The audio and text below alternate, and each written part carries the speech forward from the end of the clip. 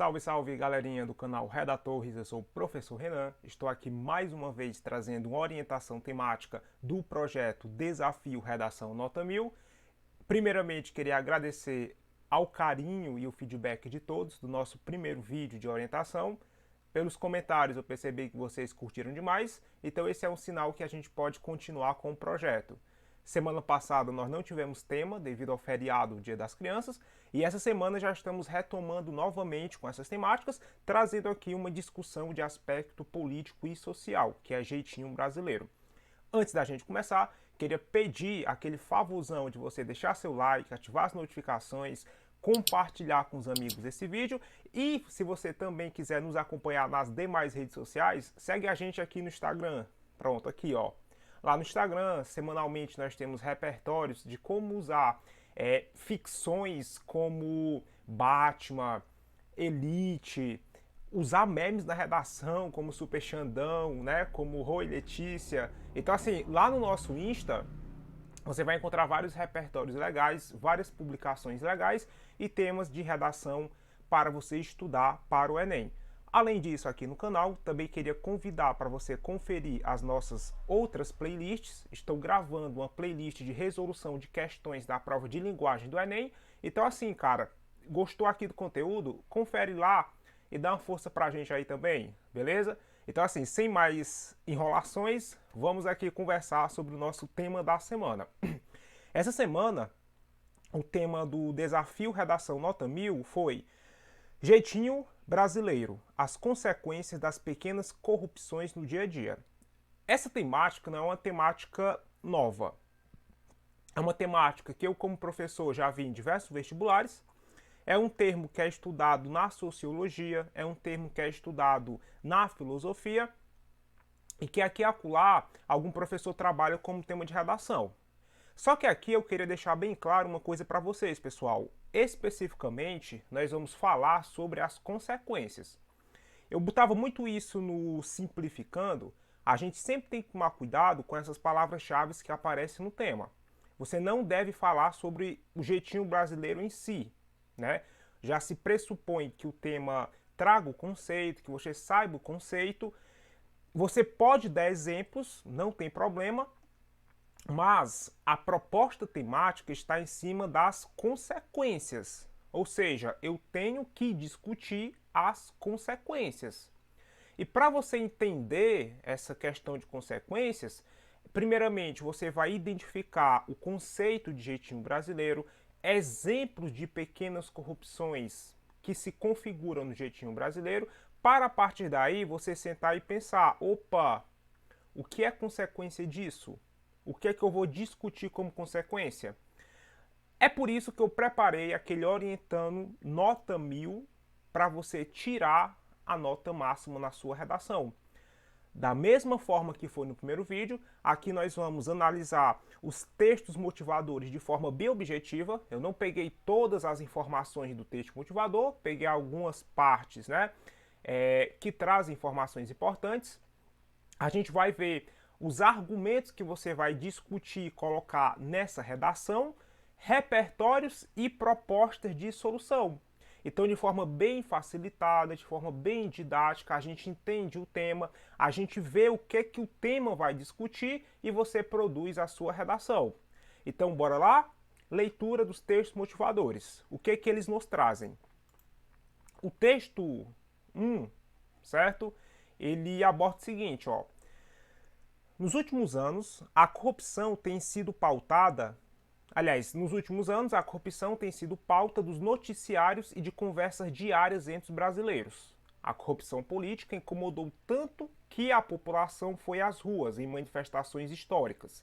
Mas, quando trazemos o assunto para o cotidiano, a palavra corrupção perde valor e se torna justificável e até mesmo aceitável.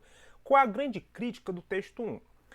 A sociedade ela reclama muito de corrupção quando você olha para o aspecto político, principalmente a corrupção dentro do poder público, mas quando o olhar da corrupção sai da política e vem para a sociedade, parece que eu não tenho tanta cobrança social. Parece que eu não tenho uma discussão que reflita a necessidade de mudanças. Então, o texto 1, ele traz um aspecto muito importante. Critica-se muito a corrupção política, mas quando você analisa o seu eu, quando você analisa se as práticas que você costuma ter na sociedade são práticas corruptas ou não, a discussão sobre corrupção às vezes parece até ser justificável, né? Principalmente em pontos em que você argumenta que o meio possibilita, que o meio faz com que você se torne corrupto. Você tenta terceirizar a culpa do motivo de você ter sido corrupto. Então, assim, esse texto 1, ele fala justamente sobre essa importância do porquê discutir o jeitinho brasileiro, que a gente pode entender como atos de pequenas corrupções. O texto 2, ele fala sobre um exemplo de pequena corrupção, que não é tão pequena, tendo em vista que ela acontece principalmente com grandes empresários, mas que também vai acontecer na sociedade em geral. A sonegação de impostos acontece quando uma pessoa física ou jurídica esconde dos órgãos governamentais algumas informações sobre seu rendimento. Isso pode ser feito de várias formas, ocultando documentação fiscal ou colocando os bens em nome de outros, certo? Nós temos na sociedade algo chamado imposto, que eu acredito que vocês já devam ter estudado e até conheçam, né? Todos nós pagamos imposto. Quando eu falo em empresas, ou quando eu falo até mesmo em sociedade como se, existem artimanhas para você sonegar imposto. Artimanhas essas que muitas das vezes são usadas justamente para tentar tirar um benefício de não contribuição de imposto para a sociedade. Eu sei que levanta outra questão, que é a questão de achar a cobrança de imposto certo ou errado, né? Mas aí já é outra questão de pontos de vista econômicos, políticos, etc. Mas olhando para o nosso tema, o que é que o texto 2 diz? Você sonega imposto, isso é roubo. Então você não pode reclamar de um político que também sonega imposto, de uma empresa que sonega imposto, de um político que rouba. Porque o texto ele traz essa reflexão. Se você não pode reclamar de quem sonega, você não pode reclamar de quem sonega imposto se você também está fazendo isso. Quer um exemplo prático de sonegação de imposto? Pirataria. Quando você compra produto pirata, você está ali fazendo a sonegação de impostos, porque aquele produto não oficial, ele não passa pela cobrança de impostos necessários para que seja entregue ao consumidor, né? Outro exemplo de sonegação de imposto é quando você cria gambiarras para se beneficiar de determinados recursos, como internet. Então, não pagando ali o valor que deveria ser pago, principalmente para as empresas, você está sonegando o imposto e você ainda está contribuindo para um mercado paralelo ao mercado formal. Então, o texto 2, ele traz reflexão. O que o texto 3 nos diz? É um pensamento de Rui Barbosa. De tanto ver triunfar as nulidades, de tanto ver prosperar a desonra, de tanto ver crescer a injustiça, de tanto ver agitarem-se, agigantarem-se os poderes na mão dos maus, o homem chega a desanhar-se de virtude e rir-se da honra e a ter vergonha de ser honesto. Cara, olha que legal.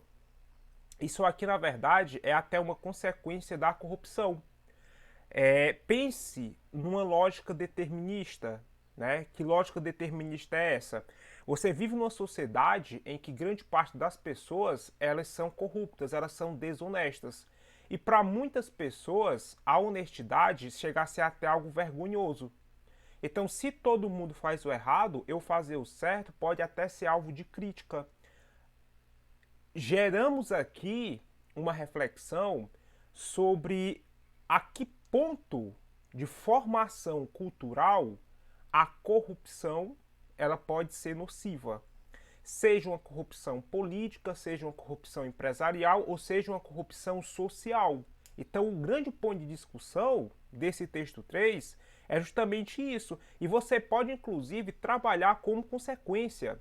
Porque qual é a grande consequência aqui, que eu vou até colocar no nosso fichamento das consequências? É o fato de você perceber de que a sociedade ela tende a ter comportamentos tão corruptos que, consequentemente, ser honesto é motivo de exclusão, é motivo de chacota, é motivo de vergonha, né? Então, assim, ótimo argumento que pode ser trazido como consequência.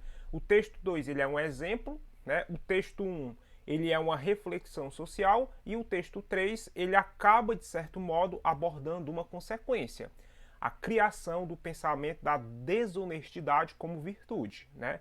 Tem até discussão filosófica sobre isso, sociológica. Aí você vai e coloca na sua redação, pequena possibilidade. Separei também texto 4 e 7, não separei de todos os textos, como eu falei, eu queria só trazer alguns específicos. O texto 4, ele acaba trazendo aqui um ponto sobre o jeitinho brasileiro, ó. Nós nos acostumamos com o jeitinho brasileiro, de achar correto tirar vantagem em tudo. Achamos até engraçado e chamamos este cidadão de sortudo. Aquele dinheiro bem encontrado que não devolvemos ao proprietário, aquele troco que a atendente nos passa errado, que mantemos em silêncio, o produto baratinho que se compra mesmo desconfiando de ser roubado, os produtos piratas que adquirimos. Vamos lá. Crítica, né?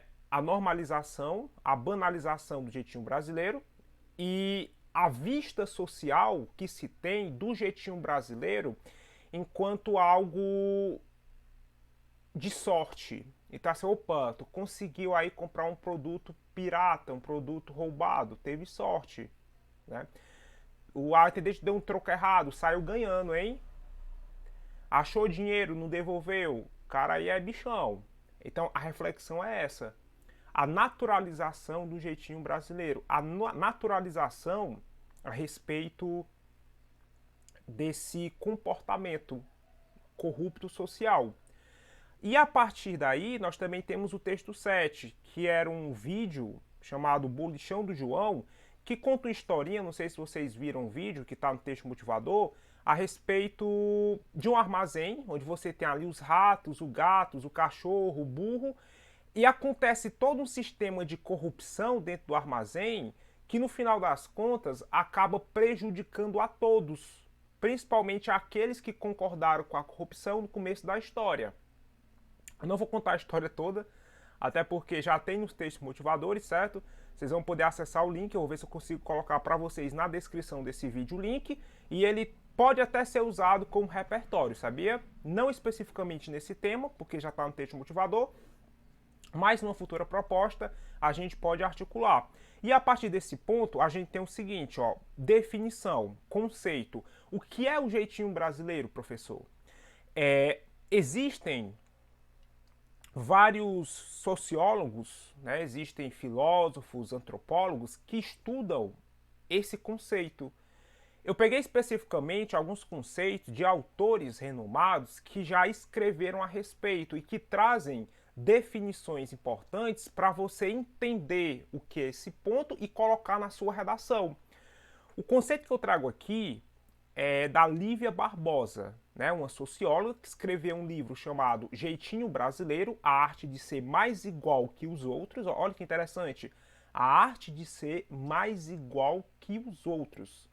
Então, se todo mundo é igual, por que eu tenho que ter um tratamento especial em relação às demais pessoas? Ela fala o seguinte, ó, o jeitinho brasileiro é sempre uma forma especial de se resolver algum problema. Ou seja, onde é que eu aplico o jeitinho brasileiro? Quando o indivíduo ele se vê diante de algum problema. Ou situação difícil ou proibida. Ou uma solução criativa para alguma emergência. Seja sobre a forma conciliação, esperteza ou habilidade. Portanto, para que uma determinada situação seja considerada jeito, necessita-se de um acontecimento imprevisto e adverso aos objetivos do indivíduo. Para resolvê-la, é necessária uma maneira especial, isto é, eficiente e rápida para tratar do problema. Cuidado com uma coisa, pessoal, nem tudo no jeitinho brasileiro significa corrupção. Vocês podem ver que ela define que é uma forma especial de se resolver um problema. Eu posso resolver esse problema dando um jeitinho brasileiro, fazendo uma gambiarra em casa, que não necessariamente seja um ato corrupto. Porque é corrupção a partir do ponto de vista que você tem uma relação com outro indivíduo. Até no conceito de corrupção, que tem texto motivador, eu devo entender que só há corrupção se há mais de um indivíduo relacionado. Não existe corrupção sozinha.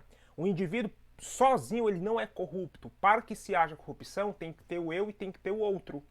Então existe um jeitinho brasileiro no aspecto corrupção, quando envolve outros indivíduos, seja na forma de corrupção ativa ou passiva, e existe um jeitinho brasileiro que pode ser só uma forma esperta de se resolver determinados problemas. Mas o tema, ele traz essa abordagem dentro de uma linguagem da corrupção, porque ele fala sobre as consequências. E os textos motivadores, eles deixam bem claro que a discussão é sobre corrupção. Então, o que acontece aqui? A Lívia Barbosa, ela coloca no livro a seguinte concepção. Existem duas formas de jeitinho brasileiro. O jeitinho brasileiro do favor e o jeitinho brasileiro da corrupção. Isso quando eu envolvo eu com o próximo. O que é o jeitinho brasileiro do favor? É justamente ter um comportamento de simpatia com o próximo e fazer um favor por ter uma relação com o próximo. Seja uma relação de parentesco, de amizade. Então eu facilito a resolução do problema das pessoas a partir de um contato familiar, a partir de um contato de amizade. Por exemplo, você vai ter um atendimento preferencial no banco porque a pessoa que está na fila é seu amigo de escola. Isso é jeitinho brasileiro, né? É o jeitinho brasileiro trabalhando a favor. Então você vai oferecer uma vaga de emprego para o filho do seu amigo que se formou agora, mesmo ele não tendo formação e experiência. Um jeitinho brasileiro. Estou facilitando ali para o próximo, né, a partir de determinadas amizades.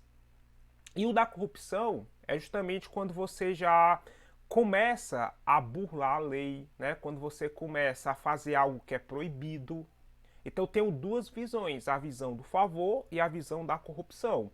A visão do favor não necessariamente é corrupção, ela tem uma lógica de corrupção, mas não é. E o da corrupção em si é quando você começa a quebrar até aspecto de legalidade.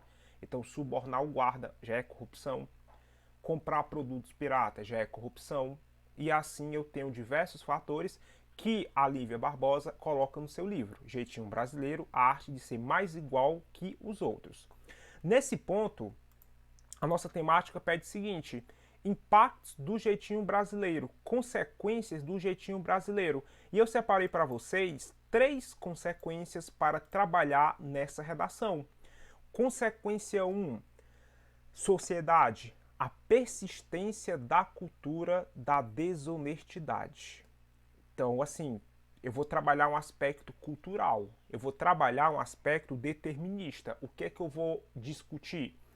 De que esse comportamento de jeitinho brasileiro, né, de sempre resolver as coisas através de uma esperteza, de uma habilidade, de um atalho, ele vai justamente persistir esse comportamento. Nessa lógica, as crianças que são educadas com situações como essas, né, elas tenderão a ver o jeitinho brasileiro como algo natural. E isso vai persistir na sociedade. Um ótimo argumento para você colocar na sua redação. Argumento 2, você pode ressaltar o seguinte, ó, consequências políticas. A ida de pessoas corruptas ao poder, pois ela já tem costume de se beneficiar com o jeitinho brasileiro. É aquele ponto. Não é que o poder torne a pessoa corrupta, mas na verdade a pessoa ela já vai com a corrupção para o poder. Ela já vê o poder pensando na corrupção. Por quê? Porque ela vem de uma cultura, ela vem de um comportamento, ela vem de uma educação, onde sempre se tenta beneficiar-se a partir de jeitinhos. Então, assim, é até uma comparação meio estranha, mas se você parar para pensar, isso pode ser até proporcional. O cara que é corrupto lá no poder público, que desvia milhão, né?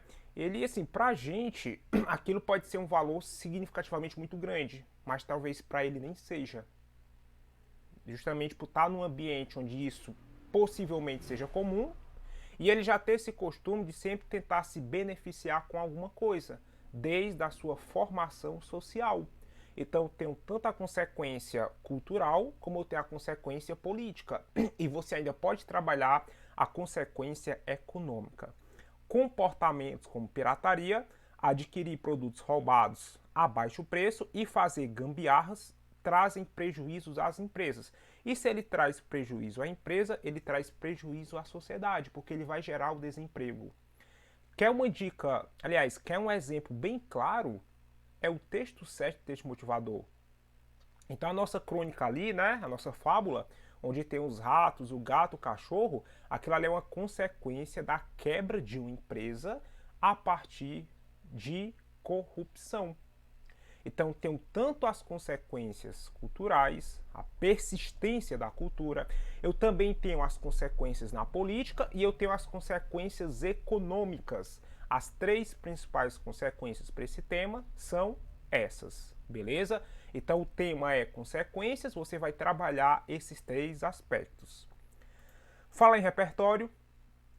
Um repertório muito bom para você é um canal no YouTube que também tem documentário, né? Tem filmes, que é o Dishonesty. É um canal que trabalha com experiências sociais para testar até que ponto as pessoas são desonestas. Ó.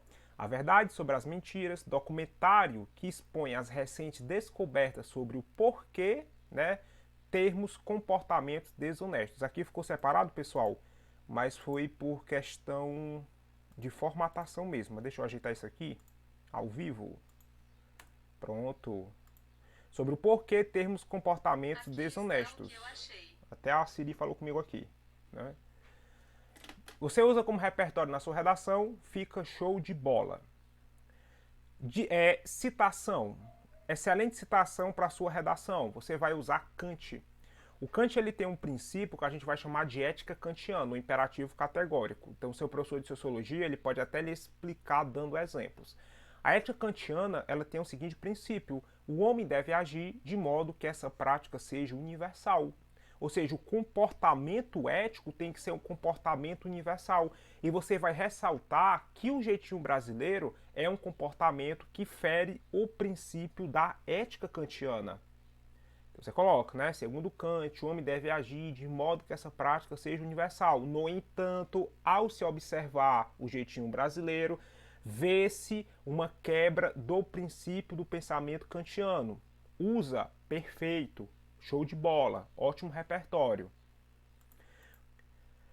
E também vocês podem usar da sociologia, né, o conceito de homem cordial, do Sérgio Buarque de Holanda, que ele é um conceito que vários professores gostam de explicar, que o Sérgio Buarque de Holanda ressalta que é comportamento do brasileiro ser hospitaleiro, ser cordial. E a consequência dessa cordialidade é justamente a corrupção e o jeitinho brasileiro.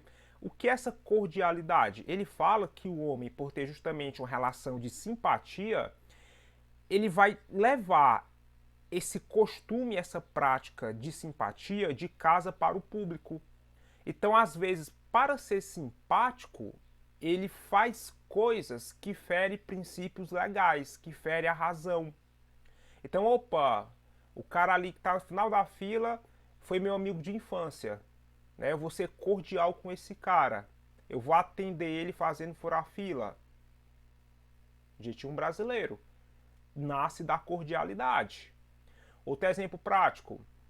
Você tem lá vaga de emprego, né? 5 vagas de emprego.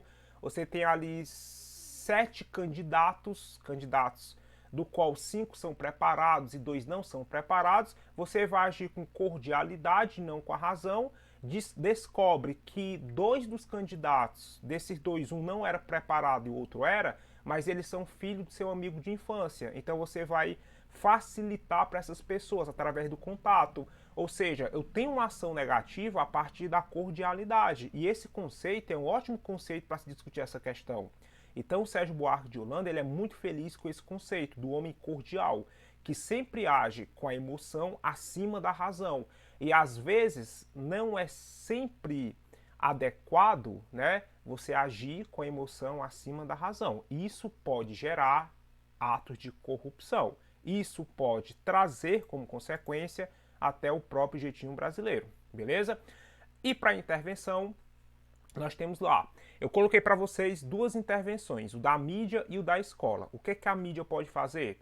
Exibir na TV aberta documentários, entrevistas e produções que mostrem as consequências do jeitinho brasileiro. Excelente, show de bola. Produções como o documentário Dishonesty, na qual você vai mostrar para a sociedade quais são as consequências e quais são os comportamentos de pessoas desonestas. E escola, educação. Olha que proposta legal para sua redação. Trabalhar de forma transversal. O que é trabalhar de forma transversal? É você trabalhar em todas as disciplinas, de forma integral. A educação ética com crianças e adolescentes, abordando situações cotidianas e as formas adequadas de se agir. E com essas propostas, você monta a sua redação. E esse é o nosso Orientando. Se você gostou, não esquece de deixar aquele like para deixar a gente feliz aqui. Colocar nos comentários o que foi que você achou do Orientando da semana. Segue a gente nas redes sociais. Espero você lá no meu Instagram para ver as postagens super show de bola, de repertórios diversificados. E na próxima semana a gente volta com mais um Orientando. Um grande abraço a todos e boa semana. E feliz Dia das Crianças. Atrasado, mas feliz.